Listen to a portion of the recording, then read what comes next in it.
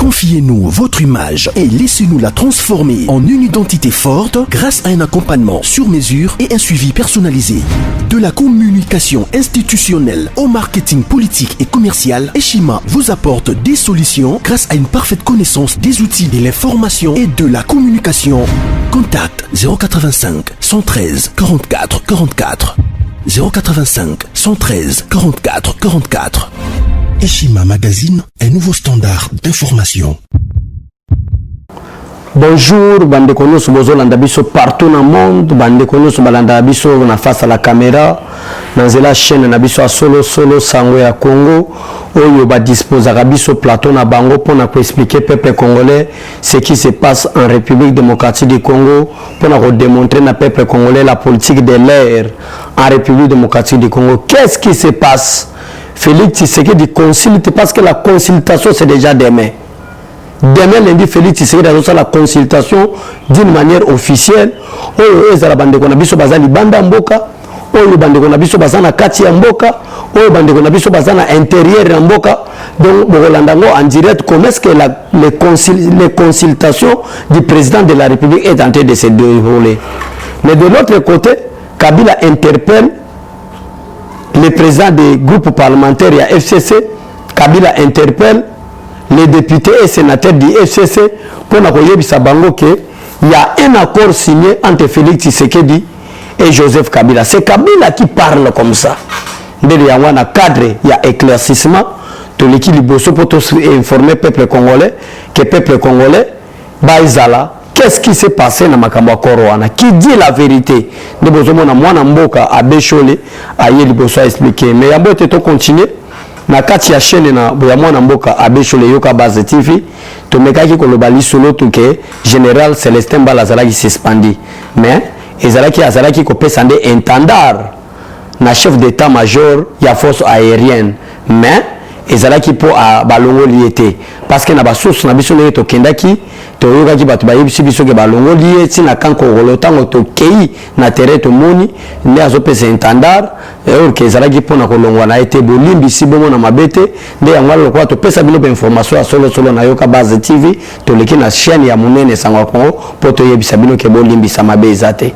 Voilà, merci peuple congolais bana ya mboka ya solo bao balingaka biso na kati ya sango ya Congo lelo na ye pona talisa bino makambu ezoleka na mboka kaka ndenge na bandi na début na ngana lobike Félix Tshisekedi est tenté de consulter parce que coalition est confi et c'est le peuple alandaka mona mboka abesho le boye ba ke lelo déjà to dépasser dès vendredi ba programme hebdomadaire il y a conseil des ministres et autres salema les sous-soutés pour informer le peuple congolais que après consultation avec le chef de l'État tu reçois un nouveau informateur, tu reçois un nouveau membre du gouvernement, membre ya ba gouvernement nde yango to ye Kabila kuna siliki asiliki abengisi ba brebi na ye ba mouton na ye ba sénateur na ye ba député na ye abengisi ba président ba regroupement politique na ye abengisi bato na bango pona koloba ete bobanga te wana ndenge azokosa bango bango pezo mona bango ba ko beta maboko mais yambo ete na continuer na bonga mana pona ko expliquer peuple congolais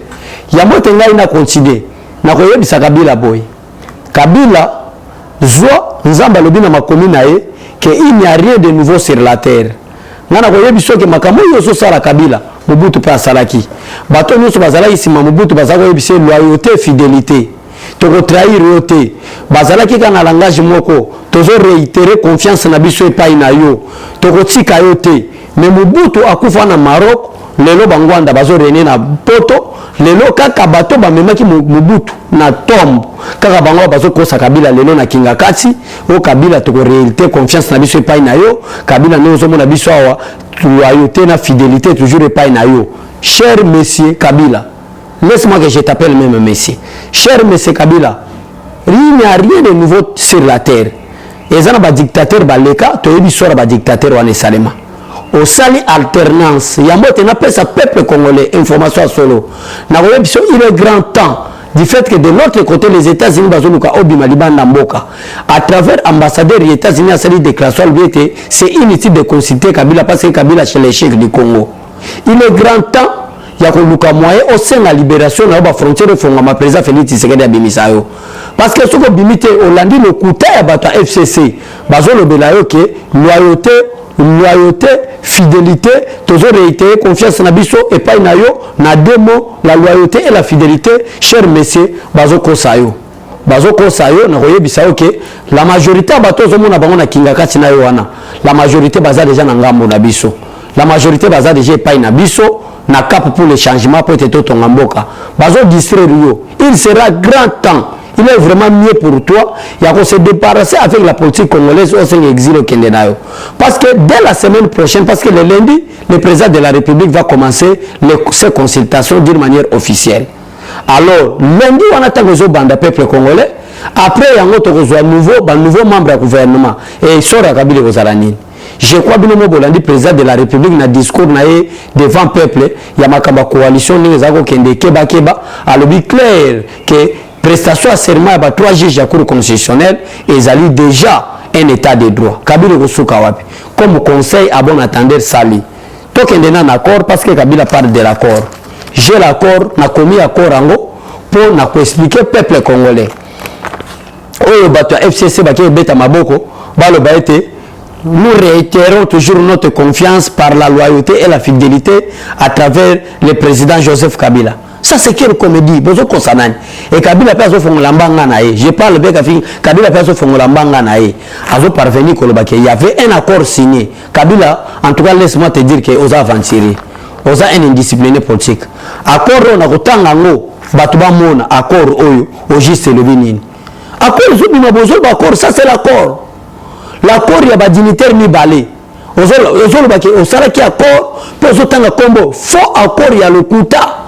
Non, il y a plusieurs fois président de la République.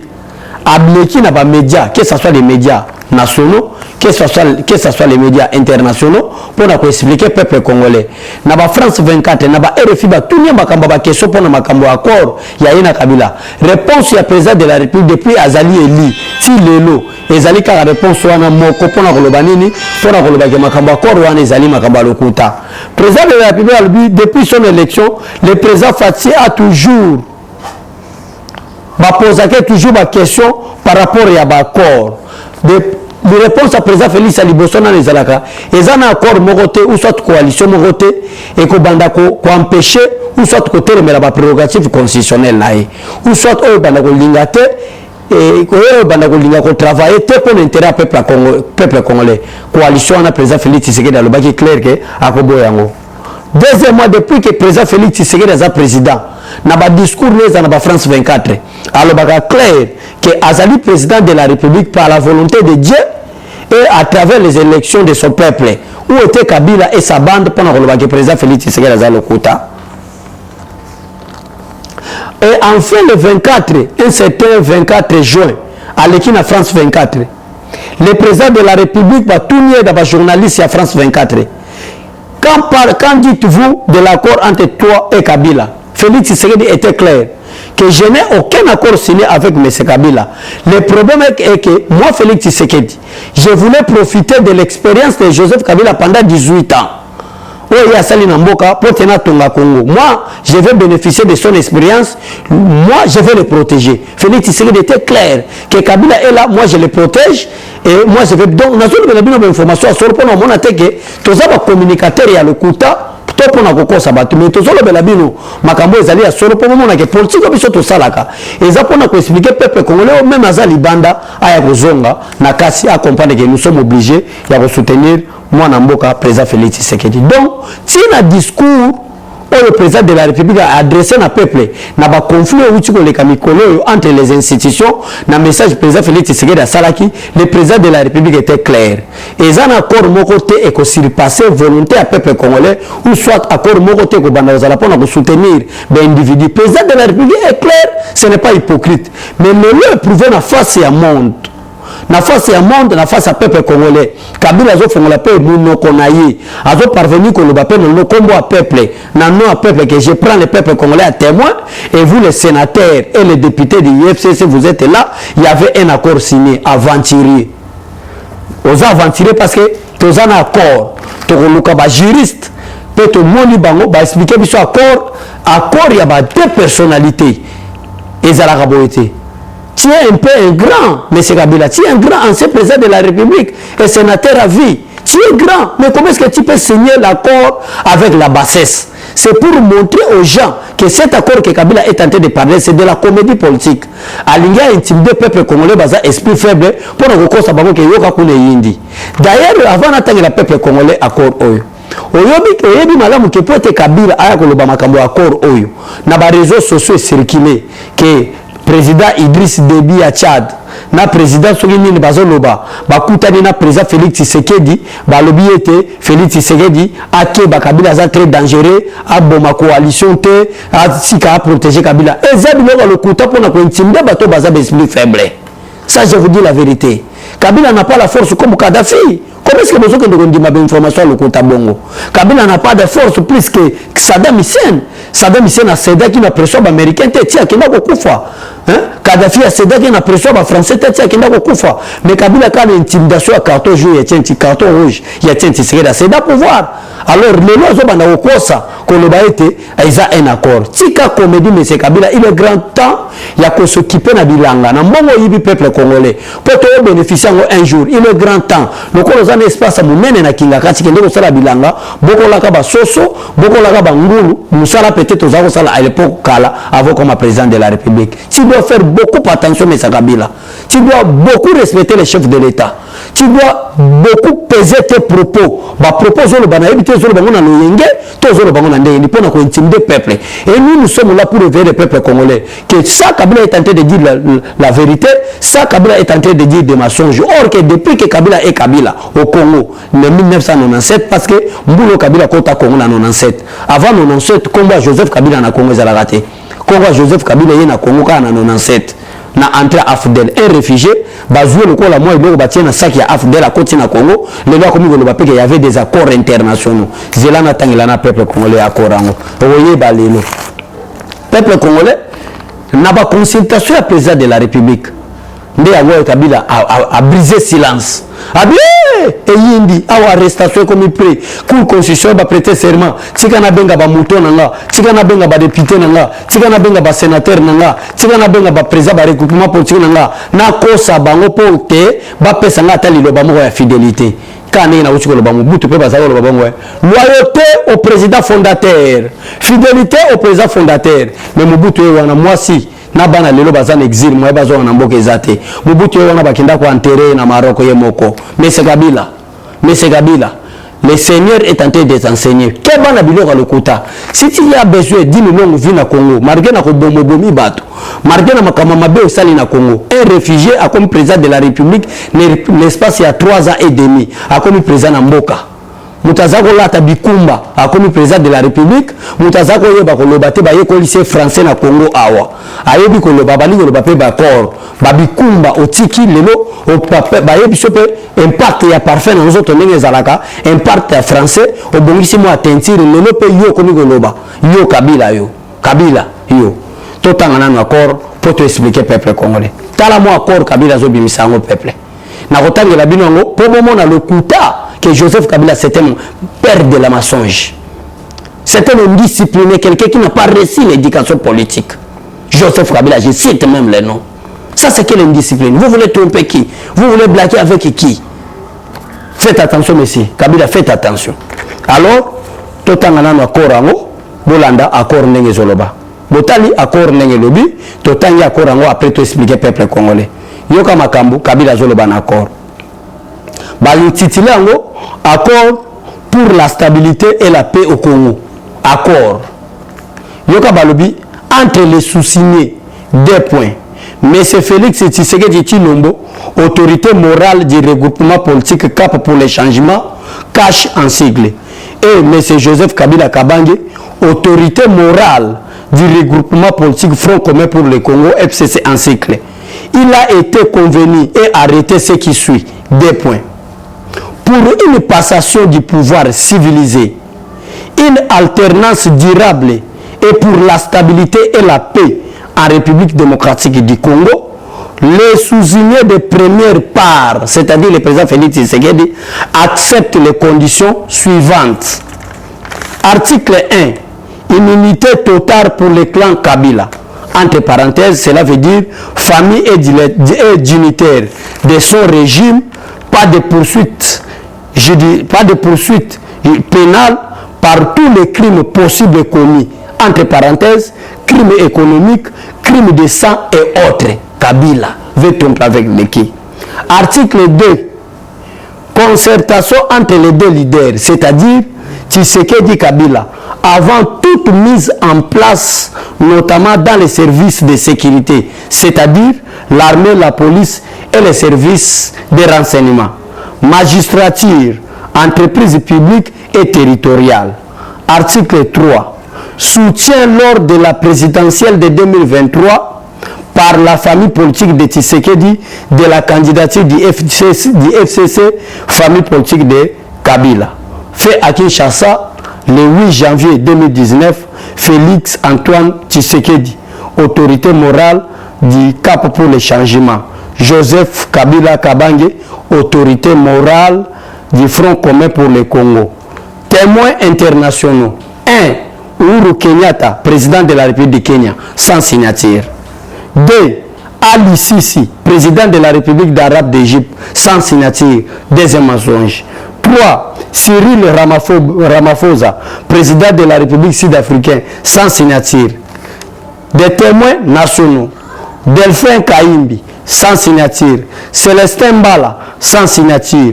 John Numbi, sans signature. Amisu Kumba Tangofor, sans signature. Jean-Claude Bouyav Kabey, signature pesate.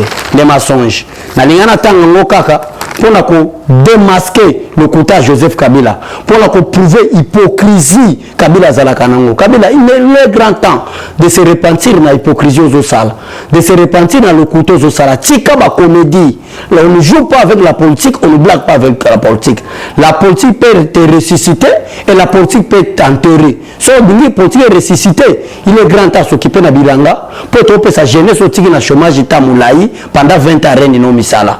Na mongo yibi oya na bikumba oya wa maboko pamba un militaire ba ramasser na afudel bazo memo lokola kadogo munduki kutoza ko memeleki na kilo oya na Kinshasa lelo tu parles des accords que na 2023 zonga signature à Félix Tshisekedi sana. Tu veux jouer avec qui? Toi Kabila, tu veux jouer avec qui? Qui sont tes parents? Tu es de quelle famille toi?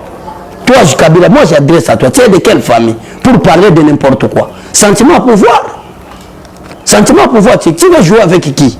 Yanga nozomona peuple congolais pour l'autel sabino que accord en ezaki biloko lokuta azoloba un accord na immunité comment donc c'est-à-dire na article 1 accord na bango Kabila zo kosa ba sénateur na ina ba député na kinga kati azo kosa bango lobike no ba poursuite aux alaté qui vous a dit Guy Matondo Bakaya zamuta FCCT l'ancien ministre de l'Intérieur et l'ancien ministre et l'ancien bourgmestre de la Gombe au Bakanga muta FCCT vous voulez blaguer avec qui?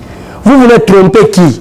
Monsieur Kabila, hein? On dit que ça que c'est même semence on a mis toi congolais, on baza ba faible pour que ça bango. Heureusement, ba Bécho le Bazali, ba René Bazali, ba Gili Bazali, ba Yoka son baza, ba hotel mais là le kota na on hypocrisie na yo.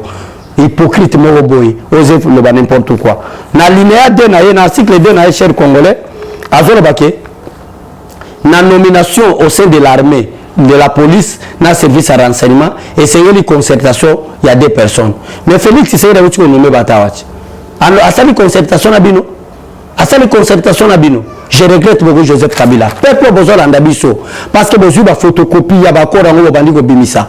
Bon, il y a accord Joseph Kabila lobby. Et ça, le coûta plus que diable, plus que le père de la mensonge. Donc Kabila, c'est un menteur et il ment comme il respire. Donc, Aza le coûta pour ça la jeté, Aza m'a fait sa confiance à Milou Rolobate. Il est grand temps à changer. Mais moi, ce que je voulais dire, je voulais expliquer au peuple congolais. Conclusion. Nalingina chité. Je crois ça va non nani ndeko nani nalingina chité. Mais à moi tena chité par rapport à Korwana. Nazana conclusion moko. Devant le Congrès à son discours de la nation le 23 décembre 2019. Si vous me poussez à dissoudre, je le ferai. Ça c'est la parole du président Félix Tshisekedi depuis Londres. Bandeko balanda biso en direct à Londres. Bayebi Malobo, président de la République à Lobela Kibango. Alors moi, mon ambition, mon avis, ce n'est pas de dissoudre l'Assemblée nationale. Mais s'il y a des politiciens qui me poussent à le faire, je le ferai. Tout comme il attend Ngwana. tango ekokisami yango ozomona Kabila ke koluka accord wana maloba président de la République. Une contradiction totale par rapport à l'accord. Je ne sais pas Kabila aza malhonnête ou aza hypocrite. Na makambo accord oyo Emmanuel Chadari qui est le secrétaire permanent ya PPRD parti cher il y a ce monsieur qu'on appelle Joseph Kabila, sénateur Kabila, sénateur à vie. Alors dit que il y a un accord signé entre Félix Tshisekedi et Joseph Kabila. Oyo ezalaka na copie moko, copie yango ezalaka na Joseph Kabila. Moi je regrette. Comment est-ce que Mouto Bakenda ko commissaire chef des travaux? Ça c'est Chadar qui parle cher congolais. Que na kolo bango ba signé ki Tshisekedi na Joseph Kabila, mais copie ezakaka et pas Kabila. Mensonge, le kuta pour na cause peuple congolais. Vous signez l'accord. OK, l'accord Joseph Kabila Bimisawa. Tous on a signé la président Félix Tshisekedi, tous on a signé la Joseph Kabila. Qui trompe qui? Qui dit la vérité? Bande des imbéciles, bande des indisciplinés. Vous voulez de tromper qui? Alors, chers Congolais, excusez-moi, parce que Mama Kambaboye fait ça pour attaquer tout le monde. Moi, je n'aime pas quelqu'un black avec le président de la République. Vous traînez le peuple congolais dans le chômage. Le peuple congolais a commis ça, bandeko, bazana poto, ni qui n'a pas à chaque fois. Vous avez un problème pour les labata poto. Vous avez un labata poto, basala les alanini, tu commis ça poto, la richesse à cause de la bande bata FCC. Pendant 20 ans, Réni, si qui peuple congolais dans Zala, na bêtise, na bouzoba, bonne éducation peuple congolais. Si tu attaques le peuple congolais, nous sommes des disciplinés. Mais dès qu'il y a une discipline qui se montre devant nous, que Aza plus sage, il faut l'attaquer. D'ailleurs, il y a un adage qui dit il faut être comme un imbécile pour tromper l'imbécile, que vous êtes un imbécile. En réalité, vous n'êtes pas un imbécile. Alors, la deuxième personnalité à FCT à cette déclaration, c'est Némi Moulania. Alors, moi, j'étais le témoin. Chadar Alobi qui a témoin, copine de nous, pas Kabila et Moko, et le Oyo. Némi Moulania alobike azali pe témoin l'unique témoin était moi Némi Moulania copine n'avait pas nanga ils pas Kabila qui est tenté de dire la vérité. Moi je pensais que Kabila ko benga batu alobake na kosi bino tamula yebele accord ezalaki na ngote nazako ko sabino. Et troisième personnalité zo bimisa accord en dehors ya Chadari en dehors ya Némi Moulania c'est Kabila lui-même. Accord avant maintenant zo bimisa azotana na ba témoin Uhuru Kenyatta signature exacte mais na kati akoro Kabila bibisi signature Félix Tshisekedi déjà signature ya Yek Joseph Kabila mais Uhuru Kenyatta lokola témoin pourquoi il n'avait pas signé? Cyril Ramaphosa président de la République sud-africaine en tant que témoin pourquoi il n'avait pas signé? Ali Sisi président de la République d'Arabe d'Égypte pourquoi il n'a pas signé? Vous voulez tromper qui? Qui dit la vérité? Qui dit la vérité? Vous voulez tromper qui? Pour la rotale sa peuple congolais que Bolanda, Joseph Kabila, c'est le père de la mensonge. Contradictoire sur contradictoire entre Kabila et Némi Moulania, bazo boutiqué accord bango moko. Donc cet accord a été boutiqué. Pour clore, pour clôturer la situation, Naïka n'a regardé Joseph Kabila. Est-ce que le peuple congolais se botali bakorango? Botali déclaration à Némi Moulania. Que accord les alaki kaka moko. Ils pas Kabila. Botali Némi Moulania, wana Chadari Moutalobaki liboso, que copine en nous et pas Kabila. Botali déclaration à Némi Moulania. Alors, il n'y a pas de unique témoin, il y a Chadari unique témoin. Est-ce que vous ne comprenez pas que qui est le plus intelligent? C'est Félix Tshisekedi. Qui est le plus stratège? C'est le président Félix Tshisekedi. Qui est le plus grand politicien? C'est le président Félix Tshisekedi. Qui est le plus stratège et le plus diplomate? C'est le président Félix Tshisekedi. Il y a un peuple congolais. Retraite ya bata FCC baliba ki sala na ba Congo. Ezali po bakati sabakima. Baké ko sala retraite était pour pas rozonga parce que c'est demain déjà le président va commencer avec ses consultations lundi d'une manière officielle. Ndé bango pe baké retraite. Les retraites wana na sengi na service ya ba frontière. La DGM, les renseignements. Batu wana bokanga bango na fleuve bakimate. Bazo intimider peuple congolais qui tozo kende retraite or que retraite amo za seul moyen na bango kokima. Que Dieu bénisse le président de la République. Que Dieu bénisse le peuple congolais. Que Dieu nous garde et nous protège. En bref, il n'y a aucun accord signé entre le président Félix Tshisekedi et Joseph Kabila. Tout ce que vous êtes en train de voir, ce sont les mensonges de Joseph Kabila, de Némi Moulania et de Emmanuel Chadar. Que Dieu vous bénisse tous. À la prochaine et merci. Eshima, votre magazine qui bat au rythme de l'actualité. Retrouvez la nouvelle édition. Exclusivité, alors que la RDC sort progressivement la tête de l'eau après la crise sanitaire Covid-19 ayant fragilisé les économies du monde, Eshima Magazine présente à la une de sa 15e édition la ministre de l'économie nationale, Acacia Bandou Bola, présente son bilan depuis sa prise de fonction. Relance économique, Acacia Bandou Bola Mbongo donne des signaux forts. Baisse des prix des produits pétroliers, maîtrise des prix des denrées alimentaires pendant des temps forts, organisation des marchés populaires afin de soulager les paniers de la ménagère en période de Covid-19, une franche collaboration avec les opérateurs économiques et dotation en équipement de son administration, la ministre de l'économie nationale affiche un bilan éclatant de sa première année de gestion de ses très stratégiques portefeuilles. Eshima Magazine revient sur chaque étape de la vie de la Margaret Thatcher congolaise. Focus, Agnès Moide et la CNSS interpellent les employeurs sur les avantages de l'utilisation de la télédéclaration. Payer l'impôt est un devoir civique. Barnabé Mwakadi Mwamba, directeur général de la DGI, sensibilise les assujettis. Découverte, Jerry Biangani Tampo, l'homme derrière la renommée de l'université chrétienne Cardinal Malula. Dossier Eshima, contentieux électoraux de la poudre aux yeux. Économie, les scandales financiers ont la peau dure en RDC. Interview, Ted Belechai Kassanda, secrétaire exécutif national de la Ligue des jeunes de l'UDPS. Bras de fer entre la CPI et les USA. Fatou Bensouda défie Donald Trump. Retrouvez l'intégralité du magazine Eshima dans les kiosques. Eshima Magazine, un nouveau standard d'information.